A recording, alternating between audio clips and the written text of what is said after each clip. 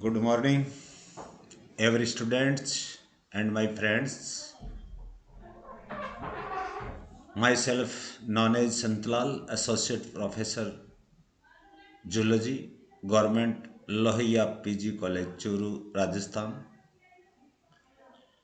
मैं physiology, biological chemistry और immunology में से फिजियोलॉजी में डाइजेशन ऑफ फिजियोलॉजी पढ़ ली। उसके बाद में जो ग्लूकोज बना था, उस ग्लूकोज यानी मोनोसेक्राइड्स जो बने, उन मोनोसेक्राइड्स का आगे कैटाबॉलिज्म किस प्रकार से हुआ। पिछले वाले वीडियो के अंदर ग्लाइकोलाइसिस पढ़ा था। ग्लाइकोलाइसिस में एक ग्लूकोज के मॉलिक्यूल से 2 मॉलिक्यूल्स ऑफ पायरिक एसिड बनते हैं। उस पायरिक एसिड का कन्वर्जन किस प्रकार से होगा।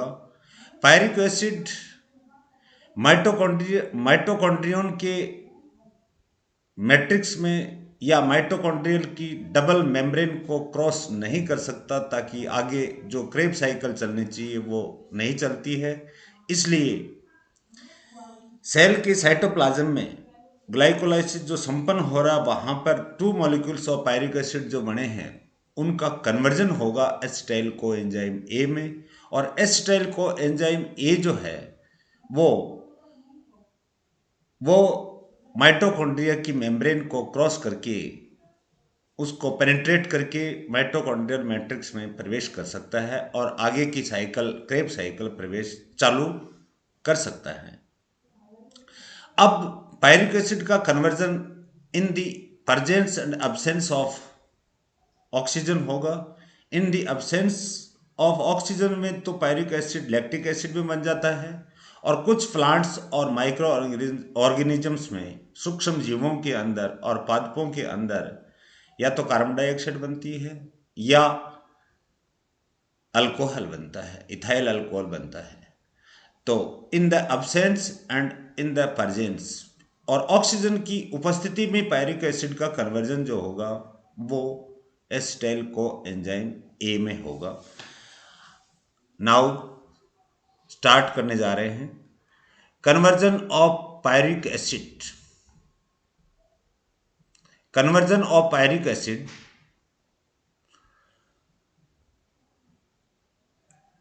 इन अब्सेंस ऑफ, पहला पॉइंट है इन अब्सेंस ऑफ ऑक्सीजन।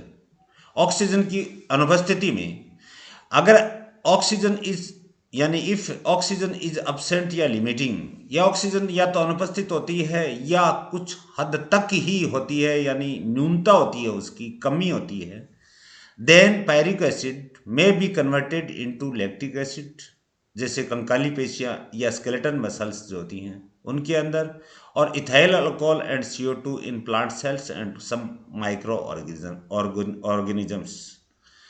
कुछ प्लांट सेल्स में और माइक्रो ऑर्गेनिजम्स के अंदर ये इथाइल अल्कोहल और कार्बन डाइऑक्साइड में परिवर्तित पायरिक एसिड हो जाता है in the absence of oxygen. For example देखिए, pyruvic acid lactic dehydrogenase enzyme द्वारा लैक्टिक एसिड में बन जाता है। लैक्टिक डिहाइड्रोजनेज का मतलब यहाँ पायरिक एसिड का यहाँ अब अपचयन हो रहा है, और लैक्टिक हाइड्रोजनेज से ये रिवर्सिबल रिएक्शन है। वापस अगर पायरिक एसिड बनेगा तो इसका ऑक्सीडेशन हो जाएगा। तो pyruvic acid NaDH plus hydrogen ion की उपस्थिति में लैक्टिक एसिड में बदलता है, साथ में बनती है NaD प्लस। दूसरा, पायरिक एसिड में से डीकार्बोक्सिलेज एंजाइम द्वारा कार्बन डाइऑक्साइड मुक्त होगी और एसिटिल्डिहाइड बन जाएगा। एल्डिहाइड यानी CHO ग्रुप बन रहा है, इसका मतलब ये एसिटिल्डिहाइड है। अब एसिटिल्डिहाइड NaD प्लस हाइड्रोजन आयन के द्वारा रिवर्सिबल रिएक्शन द्वारा अल्कोहल डिहाइड्रोजनेस इथाइल अल्कोहल में C2H5OH इथाइल अल्कोहल में बदलता है, साथ में NaD। इथाइल अल्कोहल वापस ये एसिटिल्डिहाइड का ऑक्सीडेशन कर सकता है। डीहाइड्रोजनेस नाम तब आया जब हाइड्रोजन फ्री हो रही है, रिलीज हो रही है, इसका मतलब ऑक्सीडेशन, और जब जुड़ रही है तब उसको अपन बोलेंगे reduction. Next, in presence of oxygen, in presence of oxygen, oxidation of pyruvic acid to acetyl coenzyme A, ये है अपने लिए महत्वपूर्ण।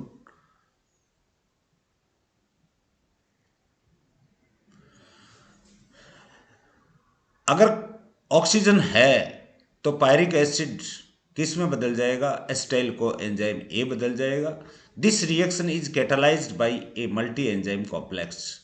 मल्टी एंजाइम कॉम्प्लेक्स यहाँ पे 3 एंजाइम बताएंगे जो कि एक कॉम्प्लेक्स के रूप में कार्य करते हैं। तीनों को अपन multi means many, more than one is multi enzyme होंगे, और इसके साथ में सहायता करने वाले involve 6 cofactors also, these are as follows.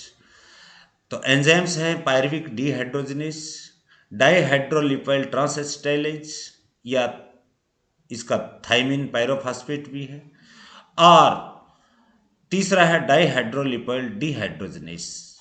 तो डाईहाइड्रोलिपाइल ट्रांसएसिटाइलेज और डाईहाइड्रोलिपाइल डीहाइड्रोजनेस दो तो मिलते जुलते हैं, पायरिक डीहाइड्रोजनेस अलग है। इधर कोफैक्टर्स के अंदर 6 कोफैक्टर्स जो बताए हैं, it involve 6 cofactors also. Magnesium होगा, कोएंजाइम टीपीपी थाइमिन पायरोफॉस्फेट होगा, कोएंजाइम ए होगा, लिपोइक एसिड होगा, एफएडी प्लस होगा, एनएडी प्लस होगा। The overall conversion of pyric acid into acetyl coenzyme A is divided into 5 steps. First step आएगा, step number 1, decarboxylation of pyruvic acid, यानी carbon dioxide यहां से निर्मुक्त होगी। Decarboxylation of pyruvic acid to form CO2 and acetol, not acetal, acetol होगा यहां पे, भूल से ये देखिए एसिटॉल है, एसिटॉल टीपीपी कॉम्प्लेक्स होगा। एसिटॉल के साथ में थाइमिन पायरोफॉस्फेट जुड़ जाता है। पायरिक एसिड उत्क्रमणीय अभिक्रिया, रिवर्सिबल रिएक्शन द्वारा पायरुविक डीकार्बोक्सिलेज, यानी कार्बन डाइऑक्साइड मुक्त हो रही है, डीकार्बोक्सिलेज, तो पायरिक एसिड को एंजाइम टीपीपी और मैग्नीशियम की सहायता से ये एसिटॉल टीपीपी कॉम्प्लेक्स और CO2 में बदल जाता है। एसिटॉल टीपीपी कॉम्प्लेक्स जो है थाइमिन पायरोफॉस्फेट एसिटॉल जो है वो वापस पायरिक एसिड के अंदर बदल जाता है। Step number 2, step addition of oxidised lipoic acid. यहाँ पे लिपोइक एसिड जो है ऑक्सीडाइज्ड अवस्था में है वो जुड़ेगा to form thioesters known as acetyl lipoic acid. यहां देखिए ऑक्सीजन के साथ सल्फर या सल्फा हाइड्रिल ग्रुप जुड़ रहा है, एस जुड़ रहा है, इसको थायोएस्टर्स बोलते हैं, थायोएस्टर। तो एसिटॉल टीपीपी कॉम्प्लेक्स जो बना उसके साथ में क्या जुड़ रही है, addition of oxidised lipoic acid जुड़ रहा है, और यहाँ एंजाइम जो कार्य कर रहा है वो है पायरुविक डीहाइड्रोजनेस, इरिवर्सिबल रिएक्शन है, एस एसिटाइल लिपोइक एसिड या सल्फा एस मतलब थायोएस्टर बॉन्ड बना है यहाँ पे, इसलिए इसको यहाँ एस जुड़ रहा है, एसिटाइल लिपोइक एसिड बन गया, टीपीपी अलग हो गई, और एंजाइम जो कार्य कर रहा है वो है पायरुविक डीहाइड्रोजनेस। तो oxidized lipoic acid acetol TPP complex के साथ में जुड़ता है। Step number 3, addition of coenzyme A to form acetyl coenzyme A. अगर एस एसिटाइल लिपोइक एसिड या देखिए एस एसिटिल लिपोइक एसिड जो है इसके साथ में कोएंजाइम ए जुड़ रहा है, एडिशन ऑफ कोएंजाइम ए लिख रहा है, डीहाइड्रोलिपाइल ट्रांसएसिटेलेज डीहाइड्रोलिपाइल लिपोइक एसिड से आया है ये शब्द। ट्रांसएसिटेलेज के द्वारा एसिटाइल कोएंजाइम ए तो बन गया, लेकिन साथ में लिपोइक एसिड जो है उसका रिडक्शन हो गया, तो ये लिपोइक एसिड रिड्यूस हो गया, रिड्यूस्ड लिपोइक एसिड रिड्यूस हो गया, यानी उसका अपचयन हो गया, रिडक्शन हो गया। अब स्टेप नंबर 4 में रीऑक्सीडेशन ऑफ रिड्यूस्ड लिपोइक एसिड, जो रिड्यूस्ड लिपोइक एसिड बनता है उसका रीऑक्सीडेशन होता है, पुनः ऑक्सीकरण होता है। जो रिड्यूस्ड लिपोइक एसिड बना, रिड्यूस्ड लिपोइक एसिड के साथ में ऑक्सीडाइज्ड एफएडी जुड़ता है, फ्लेविन एडेनिन डाई न्यूक्लियोटाइड। तो एफएडी जुड़ने के कारण से डाईहाइड्रोलिपिड डिहाइड्रोजिनेस, यानी हाइड्रोजन निकल रही है, तो यहां ऑक्सीडाइज्ड लिपोइक एसिड बन गया और साथ में रिड्यूस्ड एफएडी बन गई। ऑक्सीडाइज्ड जो एफएडी थी वो रिड्यूस्ड एफएडी प्लस में बदल गई। Step number 5, reoxidation of reduced FAD by NAD. अब यहां पे जो रिड्यूस्ड एफएडी बनी वो रीऑक्सीडाइज्ड हुई, किसके द्वारा? एनएडी के द्वारा। तो ये इरिवर्सिबल रिएक्शन है टोटल, ये देखिए आप, इरिवर्सिबल रिएक्शन। रिड्यूस्ड एफएडी जो बनी, यहां रिड्यूस्ड एफएडी जो बनी उसके साथ में एनएडी प्लस जुड़ता है डिहाइड्रोजिनेस एंजाइम द्वारा, और क्या बना लेता है? ऑक्सीडाइज्ड एफएडी बना लेता है, और NaDH यानी हाइड्रोजन निकलती है, NaDH बन जाएगी, हाइड्रोजन आयन मुक्त हो जाएगा। जब हाइड्रोजन निकल रही है, हाइड्रोजन के आयन्स निकल रहे हैं, तो इसका मतलब यहाँ ऑक्सीडेशन हो रहा है, किसके द्वारा? NAD के द्वारा। NAD खुद H को ग्रहण कर रही है। अब ये NADH जो है वो साइटोक्रोम पाथवे द्वारा जाकर के एक NADH का मॉलिक्यूल 3 ATP के मॉलिक्यूल्स का निर्माण करता है। तो नेक्स्ट अपन जो साइकिल है 5 स्टेप में जो पूरी हुई है उसको oxidative carboxylation of pyruvic acid बोलते हैं, यानी कहीं न कहीं ऑक्सीडेशन हो रहा है, यानी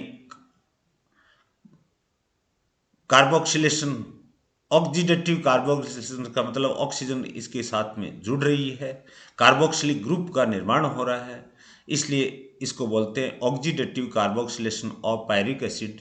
तो यहाँ स्टेप नंबर 1 में डिहाइड्रोजनेशन हो रहा है और पायरिक एसिड का, पायरिक डीकार्बोक्सिलेज एंजाइम, कार्बोक्सिलेज एंजाइम और को एंजाइम TPP और मैग्नीशियम के द्वारा। यहाँ कार्बन डाइऑक्साइड डीकार्बोक्सिलेज है, इसका मतलब कार्बन डाइऑक्साइड निकल रही है और एसिटोल TPP कॉम्प्लेक्स बन गया। एसिटोल TPP कॉम्प्लेक्स के साथ में, एसिटोल TPP कॉम्प्लेक्स के साथ में क्या जुड़ेगा? Addition of oxidised lipoic acid जुड़ेगा। ये देखिए ऑक्सीडाइज्ड लिपोइक एसिड जुड़ेगा, TPP अलग हो जाएगा, थाइमिन पायरोफॉस्फेट अलग निकल जाएगा। यहाँ इरिवर्सिबल रिएक्शन है, ये देखिए इरिवर्सिबल, कोई भी यहाँ पे रिवर्सिबल रिएक्शन नहीं आ रही है। पायरुविक डिहाइड्रोजनेस द्वारा ये S acetyl lipoic acid complex में बदल जाता है, यहाँ सल्फर ग्रुप आकर के जुड़ रहा है, इसका मतलब ये थायोएस्टर है। स्टेप नंबर 3 में एडिशन ऑफ कोएंजाइम ए होगा, ये देखिए कोएंजाइम ए जुड़ रहा है और डिहाइड्रोलिपोइल ट्रांस एसिटाइलेज द्वारा S acetyl lipoic acid complex जो है ये रिड्यूस्ड लिपोइक एसिड में बदल रहा है। साथ में कोएंजाइम ए एसिटाइल को पकड़ करके एसिटाइल कोएंजाइम ए का निर्माण कर रहा है। यही अपने को चाहिए, एसिटाइल कोएंजाइम ए जो स्टेप नंबर 3 में बन रहा है। कोएंजाइम ए इसमें आकर के मिलता है और एसिटाइल कोएंजाइम ए का निर्माण करता है और S acetyl lipoic acid complex का रिडक्शन हो रहा है और रिड्यूस्ड लिपोइक एसिड बन रहा है। अब ये रिड्यूस्ड लिपोइक एसिड जो है इसका रीऑक्सीडेशन होगा ऑक्सीडाइज्ड लिपोइक एसिड एफएडी के द्वारा, ऑक्सीडाइज्ड लिपोइक एसिड के द्वारा ऑक्सीडाइज एफएडी के द्वारा ऑक्सीडाइज एफएडी आकर के जुड़ती है तो एफएडी तो रिड्यूस्ड फॉर्म में चली गई और यहाँ ऑक्सीडाइज लिपोइक एसिड बन जाएगा जो रिड्यूस्ड अवस्था में था। ये देखिए आप, रिड्यूस्ड लिपोइक एसिड जो था वो ऑक्सीडाइज लिपोइक एसिड में जाकर के बदल जाता है और oxidise lipoic acid step number 2 में एसिटोल टीपीपी कॉम्प्लेक्स के साथ में आकर के क्रिया करने लग जाता है और ज़्यादा से ज़्यादा एसिटाइल कोएंजाइम ए का निर्माण करने के लिए यहाँ जो एंजाइम कार्य कर रहा है वो है डाईहाइड्रोलिपाइल डिहाइड्रोजिनेस, डी या डाई हाइड्रोलिपाइल डिहाइड्रोजिनेस। अब डिहाइड्रोजिनेस हो रहा है तो ऑक्सीडाइज का ऑक्सीडेशन यहाँ क्या हो रहा है, रिडक्शन हो रहा है किसका, ऑक्सीडाइज एफ ए डी जो आई थी उसका तो अपचयन हो रहा है एफ ए डी में और ऑक्सीडेशन किसका हो रहा है, लिपोइक एसिड का जो रिड्यूस्ड अवस्था में था जिसका रिडक्शन हो गया था, अपचयन हो गया था, वो ऑक्सीडाइज लिपोइक एसिड में, oxidise lipoic acid step number 2 में जाकर के ज़्यादा से ज़्यादा एसिटाइल को एंजाइम ए का निर्माण प्रारंभ कर देता है। स्टेप नंबर 5 में रीऑक्सीडेशन हो रहा है किसका, एफ ए डी का बाई एन ए डी के द्वारा। ये देखिए एन ए डी जो है, एन ए डी प्लस जो है वो NADH प्लस हाइड्रोजन आयन यानी हाइड्रोजन को निकाल लेता है तो इसका रिड्यूस्ड एफएडी का हाइड्रोजन आयन्स बाहर निकलते हैं, इसका मतलब ऑक्सीडेशन हो रहा है किसका, एफएडी का, रिड्यूस्ड एफएडी का, किसकी सहायता से, NAD प्लस की सहायता से। ध्यान रखना आप, यहां जो एंजाइम कार्य कर रहा है वो है डिहाइड्रोजिनेस। तो ये रिड्यूस्ड एफएडी ऑक्सीडाइज्ड एफएडी में बदल गया और ऑक्सीडाइज एफएडी वापस स्टेप नंबर 4 को रिड्यूस्ड जो लिपोइक एसिड बना उसको ऑक्सीडाइज लिपोइक एसिड में बदलने का कार्य कर रहा है। तो ये है एक समरी ओवरऑल पांचों स्टेप्स जो हैं conversion of pyruvic acid into acetyl co enzyme A in the presence of oxygen वाला, तो इनको oxidative carboxylation of pyruvic acid भी बोलते हैं। अब देखिए एनर्जी कितनी बनती है, energy yield during conversion of pyruvic acid, pyruvic acid के कितने मॉलिक्यूल होते हैं, एक ग्लूकोज के मॉलिक्यूल से जब ग्लाइकोलाइसिस के द्वारा ब्रेक डाउन होता है तो 2 यूनिट्स या 2 मॉलिक्यूल्स बनते हैं, दोनों मॉलिक्यूल्स जो हैं उनका कन्वर्जन होगा एसिटाइल कोएंजाइम ए में, प्रत्येक के अंदर एक NADH बन रही है, वो साइटोक्रोम पाथवे में जाकर के 3 ATP का निर्माण कर रही है। अगर 2 मॉलिक्यूल अगर साइटोक्रोम पाथवे में जाएंगे तो 3 बनाएंगे तो टोटल ATP यहाँ पे बनेगी 6, यानी प्रत्येक से एक NADH से 3 ATP बन रही हैं तो दूसरे से भी 3 ATP बनेगी, यानी किससे, पायरिक एसिड का जब कन्वर्जन होगा तो उसमें स्टेप नंबर 5 के अंदर अपने पास क्या प्राप्त हुआ है, NADH प्राप्त हुआ है। वो NADH जो है साइटोक्रोम पाथवे में जाने के बाद में 3 ATP का निर्माण करता है। तो NADH obtained in step number 5, NADH अपने को कहां से प्राप्त हुआ है, स्टेप नंबर 5 में प्राप्त हुआ है। ये देखिए आप स्टेप नंबर 5 में ऊपर देखिए आप रिएक्शन में स्टेप नंबर 5 में NAD जो है वो रिड्यूस्ड एफएडी का जब ऑक्सीडेशन कर रही थी तब NADH रिड्यूस्ड अवस्था में मिली, ये साइटोक्रोम पाथवे में जाने के पश्चात will yield 3 ATP molecule through cytochrome pathway since 2 molecules of pyric acid are involved। इसमें अभिक्रिया में कितने पायरिक एसिड इन्वॉल्व होते हैं, सम्मिलित होते हैं, 2, क्योंकि ग्लाइकोलाइसिस में एक ग्लूकोज के मॉलिक्यूल से पायरिक एसिड के 2 अणु बने थे, 2 से प्रत्येक से 3 बनती हैं तो 2 × 3 = 6 ATP are produced in this reaction. तो यहाँ पे आपको बता दूं ग्लाइकोलाइसिस में नेट यील्ड ATP मॉलिक्यूल्स हुआ था 8 ATP और यहाँ पे हो रहा है 6, यानी conversion of pyruvic acid into acetyl coenzyme ए, तो 6 ATP अपन ने 14 ATP का निर्माण यहाँ कर लिया है और अब acetyl coenzyme A enters into the mitochondrial matrix and start a unique cycle Kreb cycles हैंसलेट क्रेब ने खोजी थी, इसलिए उसके सम्मान में उसको क्रेब्स साइकिल बोलते हैं। उसके अंदर 24 ATP का निर्माण होगा। कैसे होगा वो आगे वाले वीडियो में अपन पढ़ेंगे। ये आपका कन्वर्जन जो है in the absence and the presence of oxygen दोनों आपके समझ में आ गया होगा। और यूं ही आपको वीडियो लगातार मिलते रहेंगे, बायोकेमिस्ट्री, फिजियोलॉजी, इम्यूनोलॉजी।